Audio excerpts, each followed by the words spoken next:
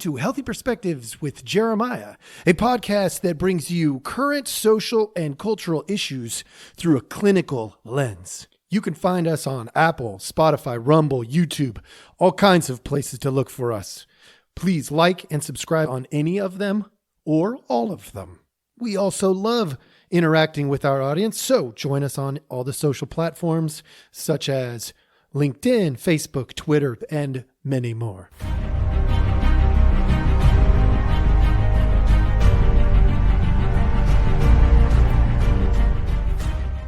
Hello. Welcome back. Thank you so much for joining us.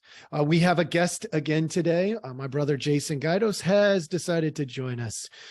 Today we are going to just, I'm going to throw an idea at him, and then we are going to just follow it down the rabbit hole. Obviously, as a podcast that's trying to look from therapeutic content, please keep in mind that's my angle. That does not necessarily mean that would be my brother's angle.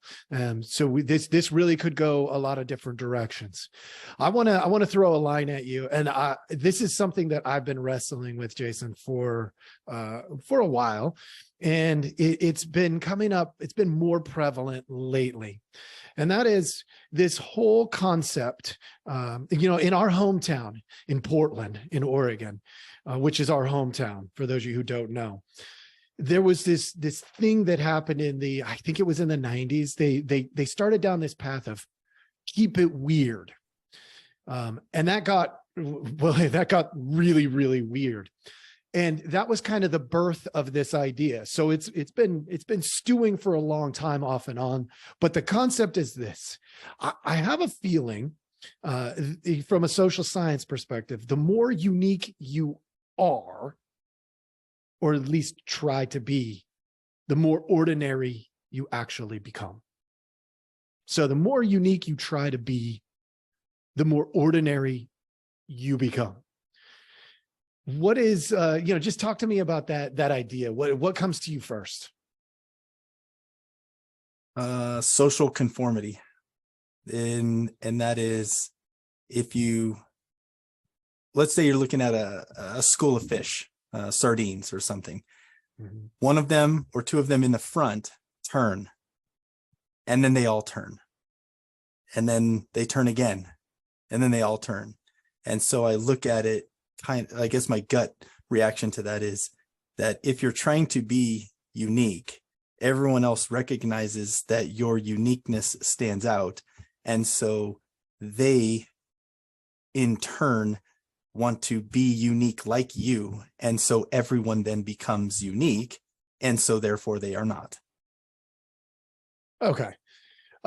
Beautiful analogy. I actually very much like it, and I see that.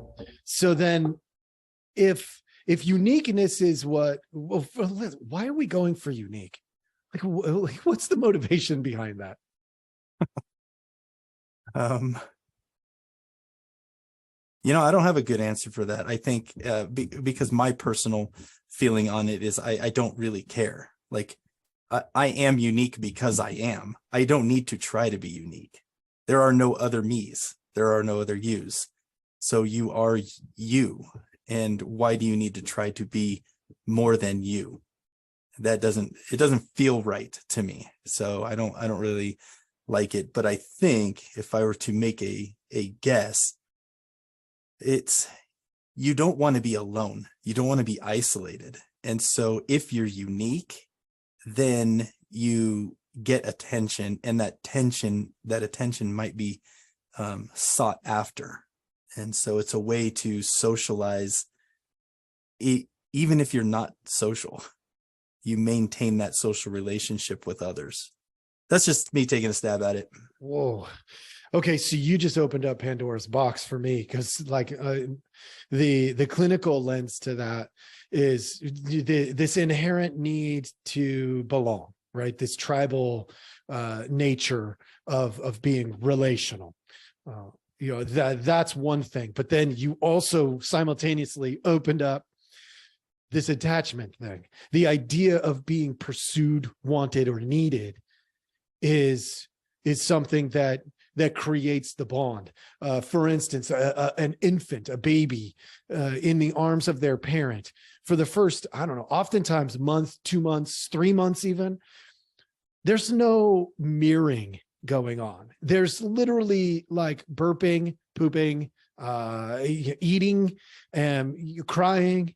There's not a smile. There's not a I'm gonna wink at you. There's none of that social affect going on. It is purely need. They need to be taken care of.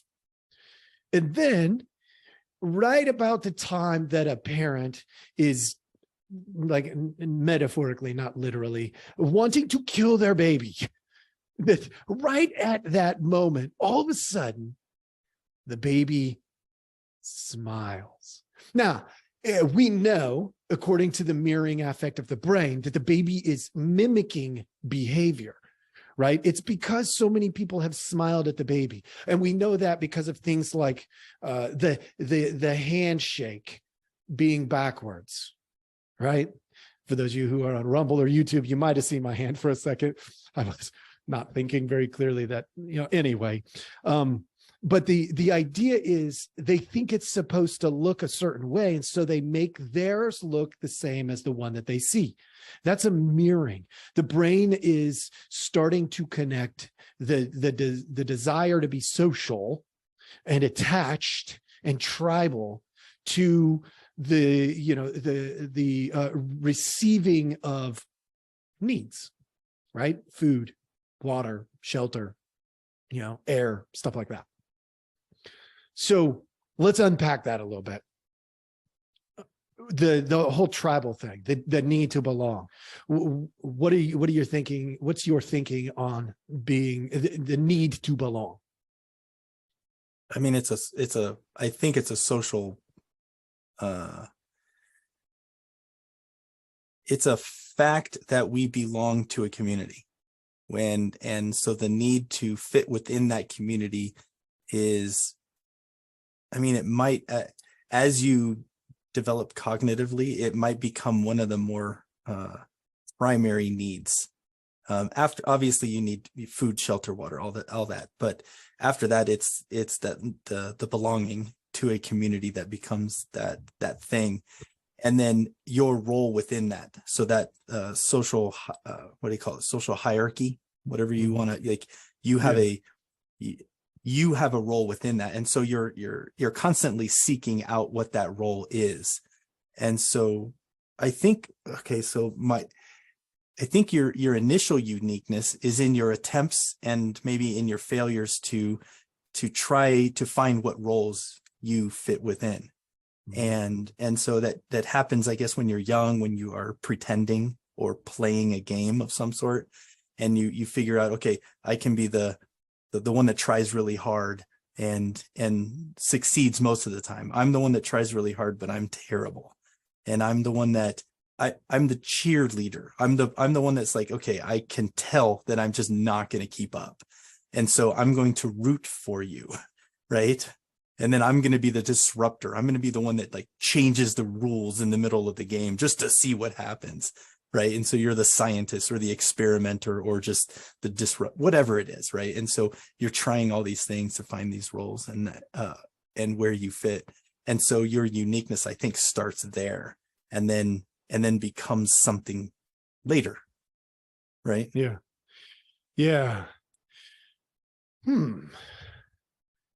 Okay, so I'm going to rabbit hole a tiny bit. I think it's connected enough that I'm not going to lose people on this.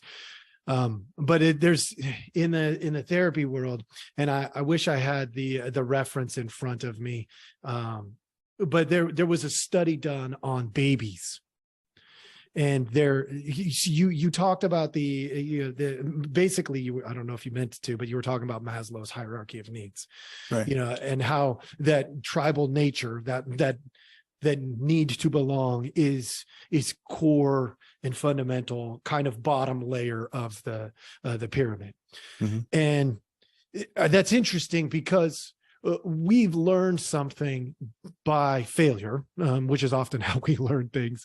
There was an experiment done, and I read this. I actually got to read this actual experiment that was done, and I wish I had it in front of me. But there was an orphanage, and they had been struggling to get the babies to attach to their new families when they got adopted out.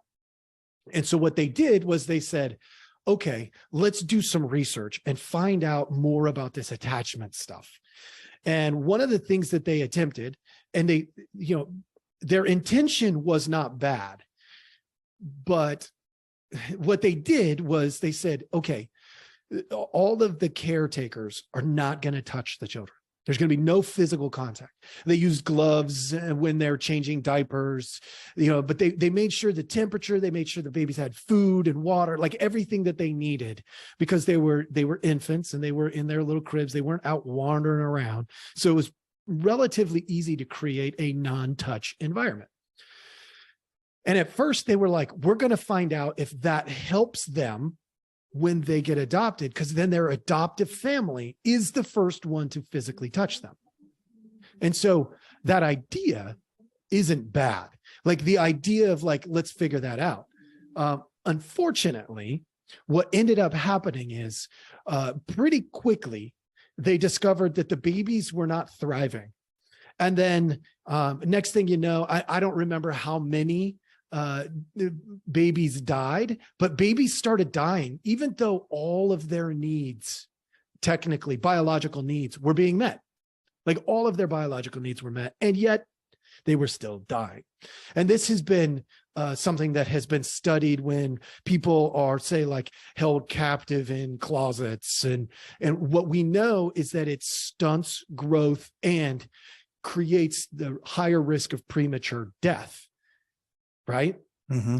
So that what that says to me is, as a clinical person, is if we don't love or don't have love, if we don't have love, we begin to die. Means love is fundamental. It is like air, right? Air, you don't have air for 10 minutes, you're gone. Right? You don't have food. You could live without food for several weeks and it's really uncomfortable, but you're still not dead after several weeks. Go a month or more and you're probably dying. Right? Like there's different capacities to survive. Love, you could live years without love before you die, but you're going to die prematurely. We know that. So I thought that was interesting. What are your thoughts? Have you ever heard of that study, actually? No, not that one specifically. I know so it's equivalent sort of, but it's like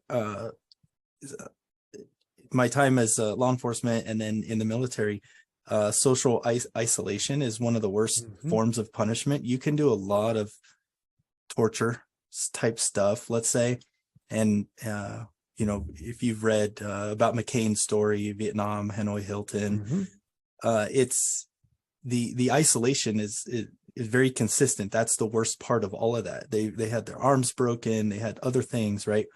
But when you're a POW, it's those weeks where there's no contact. You've been separated from everyone, even your captives, and that's terrible. And then as a prisoner, if you get solitary confinement, it's the worst. It's the worst form. You would rather pick, 20 hours of hard labor over isolation. It's not good. That the community interaction, even, and I hate to say it, but even if it's negative in a way, is still community. And that isolation is the worst. And I'm not saying that to downgrade negative behavior or negative circumstances that is beyond your control, that is inflicted by someone else. What I'm saying is that it's really bad to not be a part of the community. And in ancient times, it was a guaranteed death. If you did something that brought shame on your community, and you were told to leave, you had to leave, you could survive physically. You could fish, you could hunt, you could do all of that stuff, but you had to deal with that isolation, and that isolation is what killed them more than anything. So yeah, from a social science perspective, there's a many social science folks out there, and I think I probably fit into the category for the most part that believe that social isolation like that is inhumane, right? Like there's the idea of isolating even an inmate, isolating an inmate. It needs to be a temporary de-escalation isolation, not a 24-hour, 48-hour, 1 week. It's like, let's get to where the emotions have a chance to come down, and then then we talk about reintroducing them in a healthy way if possible, right? And see if that helps, because the isolation, and it depends on who it is too, right? Some people, they need 2 hours to decompress. Some people need 10 minutes to decompress, right? There's a different capacity for different people, which I've talked a ton about in the emotional regulation stuff that I've done. And so that inhumane nature is there when it's being forced upon somebody. Let's rabbit trail from there, because I got another one then. What about this new thing that's happening? I know we started with uniqueness and becoming ordinary, but this is an intriguing sort of segue for me. What about this self-isolation? Self-isolation? Self-isolation. Man, I'm like throwing in this is the second time you. I know. I can hear myself saying it too. And I'm like, I use these words all the time, but it's just, what happens. So it's self-isolation. What about that? Because that's, I believe, and I haven't done the research on it, but I believe that's getting more common, right? We're seeing more depression, more anxiety. People are pulling back, and, specifically around what happened with COVID, people really reeled back and they isolated because they were told they had to. And now they're doing it because they think they want to. Yeah. Okay. Yeah. This part is a rabbit hole. So there's a couple thoughts for me. One is I'm naturally an introvert. And so being alone is stimulating to me. However,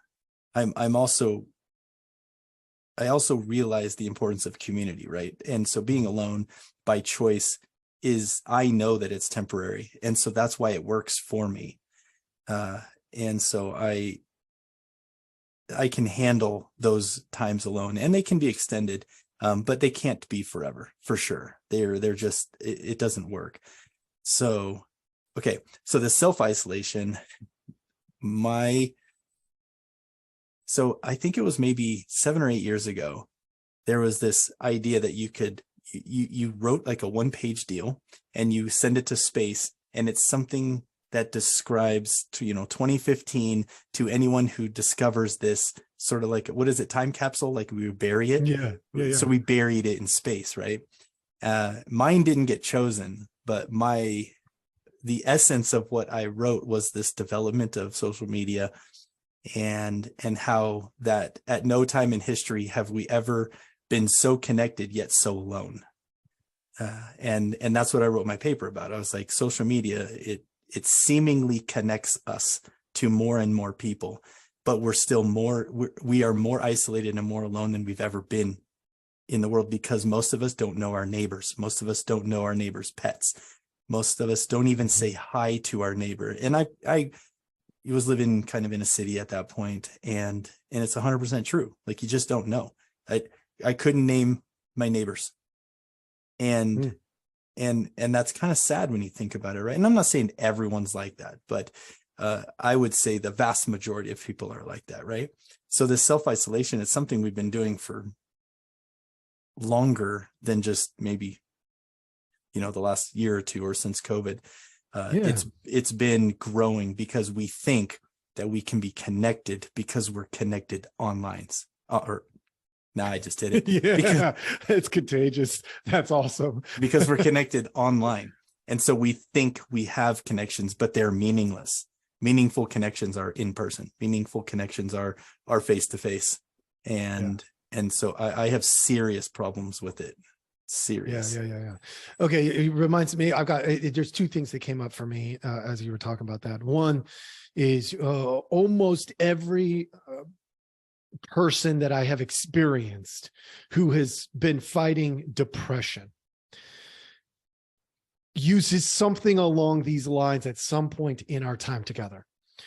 This idea of I can be alone in a crowd of 10,000 people.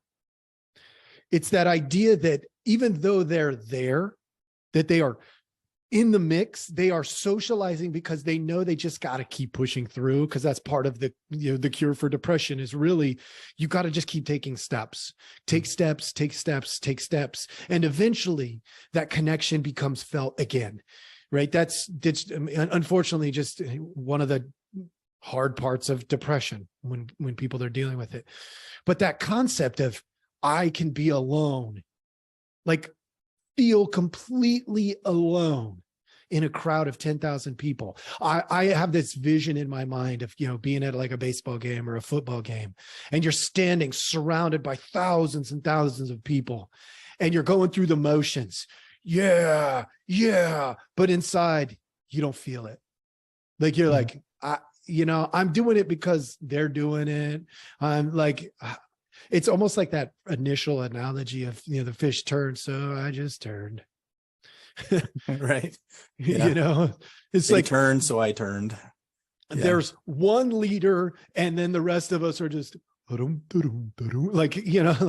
we go. I'm going this way. I'm going like, and I think that's probably a bit of an exaggeration. I think our uniqueness is too important and too valuable to think that there is truly one leader. I think there's a leader for a given time. I think that can be true. But then, that time passes, and then that leader is no longer the best viable option, right? Then there needs to be somebody else who comes along and takes the torch from there to the next stop. So that's one piece, that idea of loneliness. And then the other thing that came to my mind, have you ever read the book Quiet? It's the power of introverts. Mm-mm. I think it's. No, I haven't, but I think I've been told about it before. I've probably talked to you about it. It's Maybe. really good. It's I occasionally like to mention things like that because, my audience, if somebody who's an introvert, here's the gist of that. This is kind of a funny thing. We don't really think this because it seems counterintuitive. But our leaders, our CEOs, there was a statistic in that book, but it was something like 2/3 of all the CEOs of major, Fortune, 500 companies, like these, these people who lead our world in terms of business, at least. I think it's around 2/3. I don't remember. I could just be making that part up, but it's a lot, are actually introverts that have learned how to use their extrovert moments in ways that are good and healthy, but then they go back to that introvert. I'm gonna sit, I'm gonna stew, I'm gonna process. They're maybe a little slower and more methodical, which goes counter to our cultural narrative that you have to be first every single time. Mm-hmm.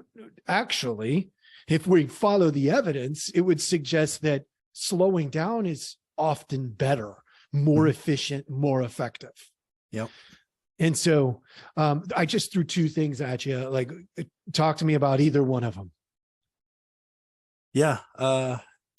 So with regards to kind of how a visionary might be, I guess, defined, like a CEO or some leader within the community, the visionary has to reflect and has to think and go through the process of not just like where should a company go, but also how does that impact things? Like, and so it requires that alone time, because if you're too busy, too cluttered with the busyness of day-to-day interactions, or fires, whatever you want to call them, the creativity doesn't exist. And so you need that amalgamation of quiet time, the character of introversion that sort of thrives in that environment, and then the capacity and the time to actually do it.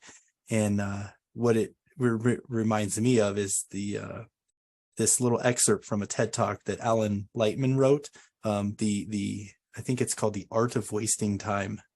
And it talks about how when you're a kid, so this will be like a personal story, but when we would go down to the park or the river, you and I or friends or whatever, we were doing nothing.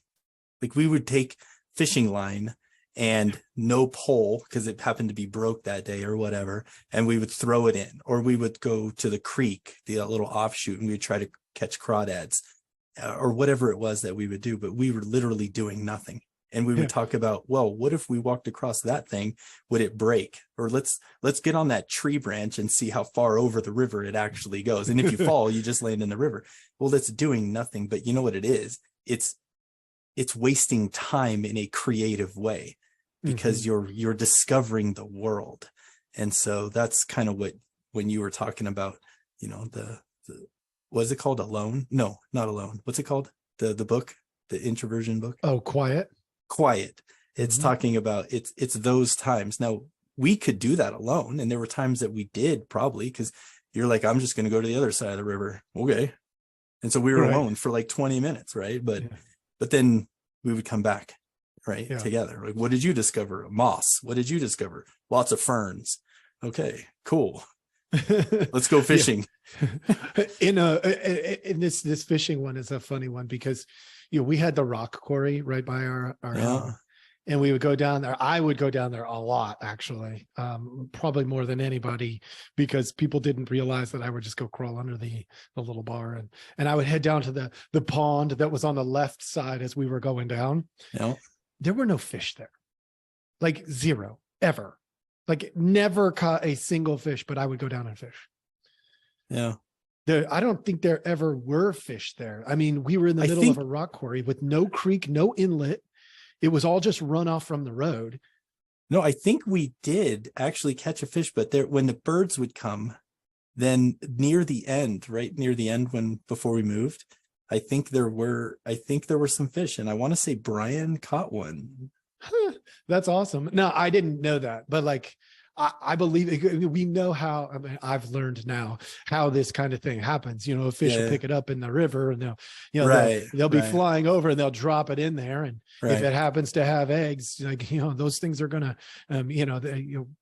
come out. And if there's even one more fish, then they can get fertilized. And right. But your point isn't lost, though. But your point is that even though you accepted the fact that there was probably nothing going to happen because of what you were doing, it was still fun because you were doing nothing. And you were thinking, like, your mind was still going, sometimes 100 miles an hour, sometimes 5 miles an hour, whatever, who cares? Like, you're doing nothing. And I'm a big proponent of that. Like, there's times where I think you just have to do nothing.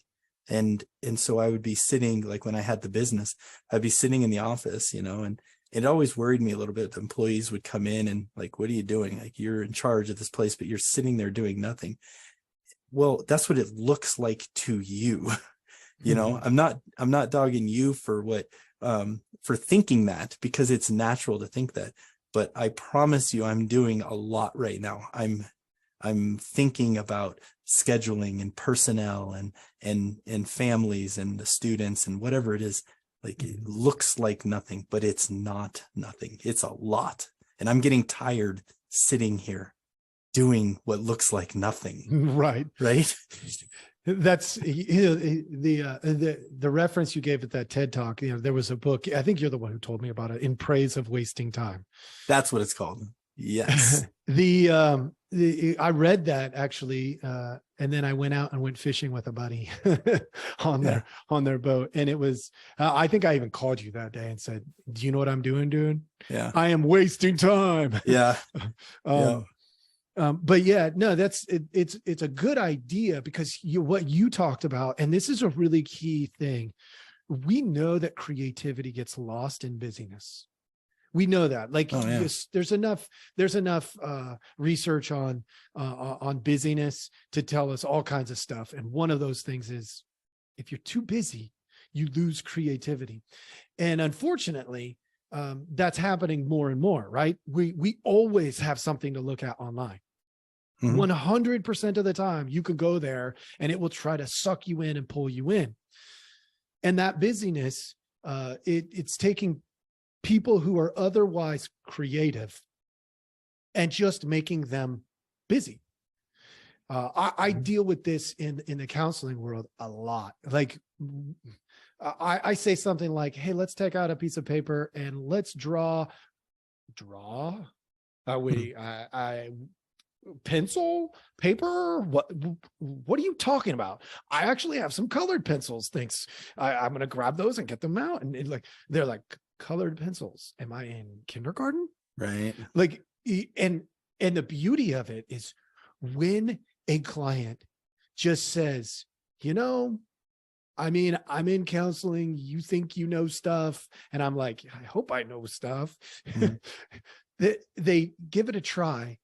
And oftentimes what they find is that it's mindful. Like, it's a way of connecting with their inner being, their head, their heart, and their soul. Mm-hmm. And they're like, that, like, things like journaling do similar. And so the interesting part to me there is once we open up that box of creativity again, people go, "Oh, I want that." Like, I get these, the vast majority of people, when I take them through an experience of sorts by doing something like that, they're like, "I want more of that." It could be storytelling. It could be all kinds of things. Music, mindfulness, something that just says, let's go in to you. Let's figure you out. And then they do. And then, they're like, "I can't believe that was so effective," and stuff like that. Okay. I got a question for you.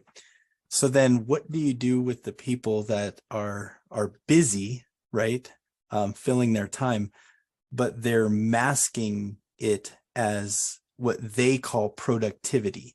Like, they always have to be productive. If they're not being productive, then they're wasting time. And they'll even count their social media time as productive. They're maintaining connections or whatever it is. How do you deal with that one? So you're a business guy. You probably know this as well or better than me even. But the law of diminished return, right? There comes a point in which the cost benefit analysis just doesn't line up. An employee works, say, 40 hours, and you get a specific amount of productivity. And then you add 5 hours and you get more productivity. Then you add 5 hours and you get more productivity. But there comes a point, maybe around the 50 to 60 hour mark. And for some, even, it's depending on their profession, maybe around 30 hours, that the return on the investment is diminished to the point that it's actually counter the productivity. It can sometimes make them less productive. For instance, if a person knows they're going to have to work 60 hours, they may pace themselves differently at hour number 1 through 40. And you then end up with the same productivity at hour 60 that you could have gotten if they had only worked 40. But now they're there for 60 and you have to pay them for 60. And that's a problem, right? So finding that sweet spot, that law of diminished return, that idea that you can actually do worse by convincing yourself you're doing better. So we would explore stuff like that and just say, okay, so at what point do you become less effective? And what are those? And we look for triggers. We look for and a lot of times it's that self-exploration stuff, right? A person, they go, I did notice that I need, after 4 hours of work, I take a lunch and then I come back and then I've really only got like 2 hours of really good work. And then I need a break. Something happens there and I need a break. And if I take 30 minutes, I can do 2 more hours of productive. But if I take 5 minutes, then I sort of limp along the last couple of hours. Right. And I'm looking at the clock and I'm, and people can then start to identify those individual traits because it's unique to each of us, right? Yours are probably different than mine. Mine are different than my wife's and stuff like that. And so we try to then pinpoint what are those signals that you're not going to get your best out of it. And not only not your best, but it's actually not going to be productive. Phones are that way as well. Phones are awful, but they're so convenient. Every time I look at it, and this is a weird tangent, but obviously I'm getting a little bit older. And so my eyes aren't as good. So I can't look at my phone for as long. And I'm super glad about that. Because I have to look for glasses. I'm like, crap, I don't know where they are. Oh, well, I guess it's not important. So I just set it down. Because and I don't even I've said before, I don't have social media. I don't have a bunch of things on there that waste my time, but I do like to read the news and I like to check the weather and things like that. And, or I'll catch up on email, but there's people that spend 5-6 hours a day easy and more on their phone. If you're younger, you use 7-8 hours. I'm like, okay. In praise of wasting time is one thing. In praise of wasting time on your phone is another. Those are not the same thing, because wasting time from the book's perspective is you're out in the world, wasting time with yourself, not connected. You know what I mean? So it's well, one of them we convince ourselves is not a waste of time. You're being we convince ourselves that our phone is productive. I even fall into that category from time to time. Running a small business and doing this podcast, there are times where I'm in there trying to post stuff because I want to do regular posts. It's important, right? I want to be consistent so that people who come and find me can say, oh, well, that's what this guy is about. And he's just trying to be helpful. I want them to get that clear picture. And so I post routinely. Oftentimes, more often than not, I'm posting things on social media 5 days a week. It takes me, depends, but typically around 30 minutes or so to get all of my posts in, right? That's getting the first one done and then cutting and pasting different things and making sure the link is there and then making sure people can find it and stuff like that. And so, I go through all of that and I call that productive. But you, as my brother and the audience, I've said it a few times. How much do I make monetarily doing my podcasts? So far, in over a year, I make zero. Matter of fact, I even lose money because I'm giving my time and I have to pay for things like, I don't know, Zoom or I don't know what else I pay for, Podbean. I'm doing all of these things. I bought all this equipment so that my sound quality is good. Now, I like it because at the end of the day, my agenda is to help at least one person. I want at least one person because, if I spend 10,000 hours and and something that I say that's good and healthy helps one person save their life, it was 100% worth it, even if I never know it. And I learned that doing, all of my crisis treatment kind of care. I'm not going in to save them all. I can't. I'm going in to save one. And if I save one, I go in to save that next one and then the next one. And not because I am, I'm the savior, but because they deserve the help, period. Right. And the people you think you help, or I'm sorry, the people you think you don't help, they might remember it in 10 years and they help themselves at that point. Right. That's right. that kind of stuff happens. And so for me, it's that whole, I want to send out the right ripple. And to me, the podcast is one of those. But yeah, that I still can get to the point where I'm justifying spending a more exorbitant amount of time on social media than I should. Right. You know, and when I look at the numbers, I actually just turned on our phones. We have this ability to track our time and stuff. Mm-hmm. And I just turned it on like last week because I was telling somebody else about it, and I had it set up for my kids, but I didn't realize mine wasn't on because I just never looked. Mm-hmm. And so I'm going to keep track of that kind of stuff for a little while and see like how much time am I actually, I'm pretty sure it's like 30 minutes or so a day. But what if it's more than that? I bet it's more. I bet it's more. I'll pull mine up real time and see, because it weirded me out. Let's see. So we go here. That's screen time. So my daily average. Oh, it's updating. Give me a second.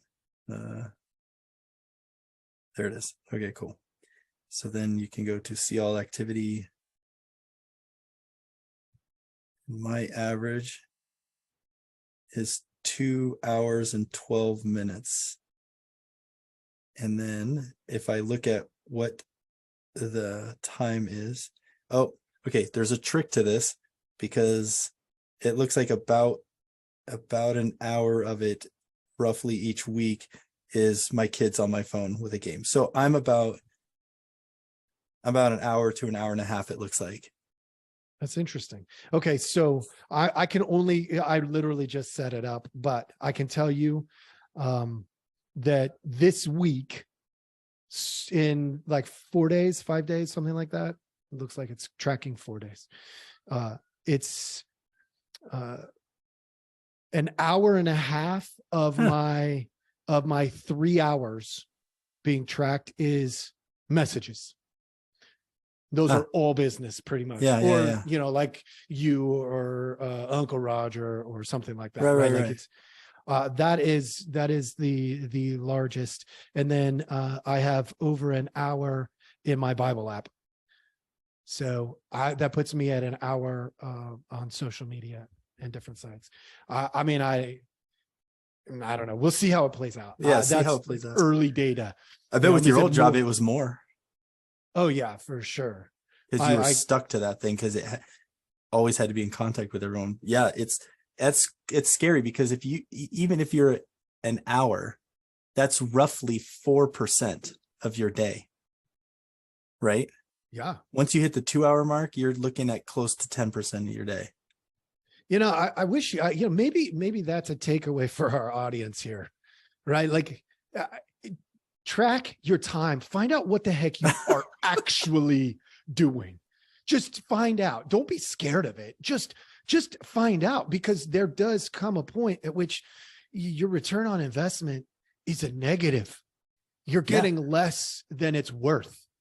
And, you know, I would say a good chunk, even of my time on social media that I just went over, there's a good chunk of that was probably a wasted time.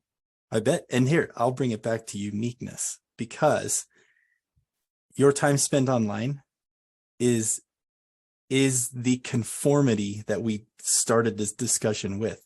You're not unique online. You're exactly conforming to, by trying to be unique online, you're conforming perfectly to everyone else who's online.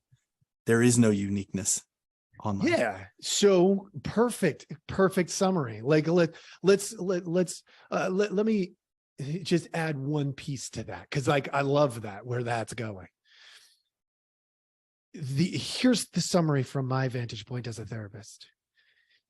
None of my clients, not one of them, and not one of the audience members out here listening to us has to try to be unique.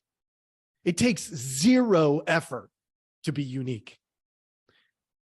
Being authentic is your uniqueness. You don't have to be anything but who you are. I've said this before.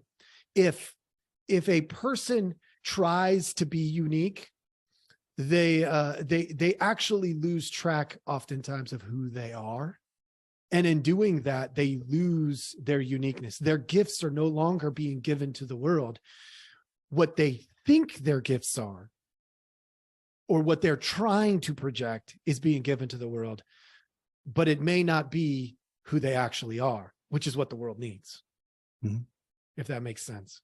Yeah.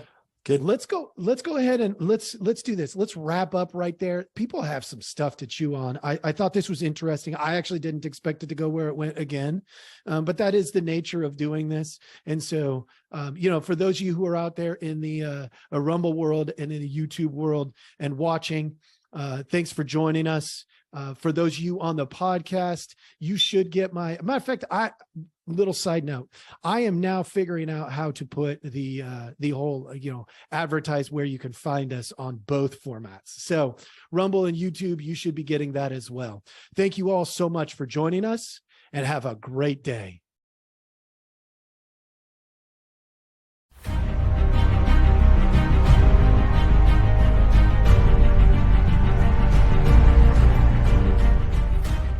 Thank you for listening. We hope you enjoyed the show. Take a look at the details of our podcast for links to our website and other helpful information.